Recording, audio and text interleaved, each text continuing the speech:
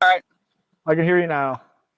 cool. Hey, yeah, man, keep up the good work, Aaron. You're just absolutely crushing it on this front, and it really is a critical space to be involved in. And I'm totally with you because I've been was in crypto since 2012, 2013. I was at that Perk Fest too, where Vitalik was walking around, and then Eric and Roger and Charlie were getting people onboarded. I would encourage people, as far as activism goes, to like let's identify core needs before wants. And a big one is food, of course.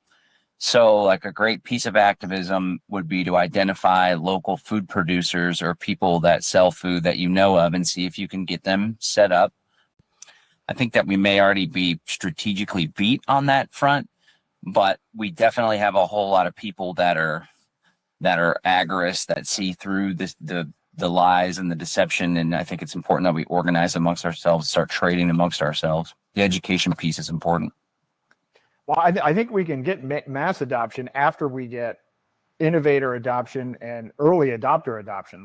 What's frustrating about this is we're 16 years in and we actually now have to go back to innovator, and that's unusual, and that's the challenge. But I agree with you 100% about the going after the needs. In other words, one of the things I think we need is a marketplace, but that's not Silk Road for drugs, but that's Silk Road for the base of Maslow's hierarchy of needs. So food and health and all of the other things that's user friendly.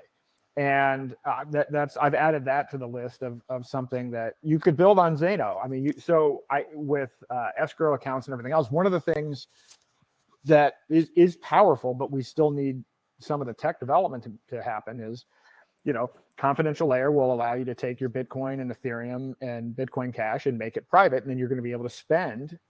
Then imagine if you could spend your private versions of those currencies in marketplaces and through merchants that accept the bridged private versions of those assets. And so there's kind of a roadmap developing, but and Dan, I think to your point, the barrier here is we've got to connect the dots and have easy to use solutions for merchants and for consumers.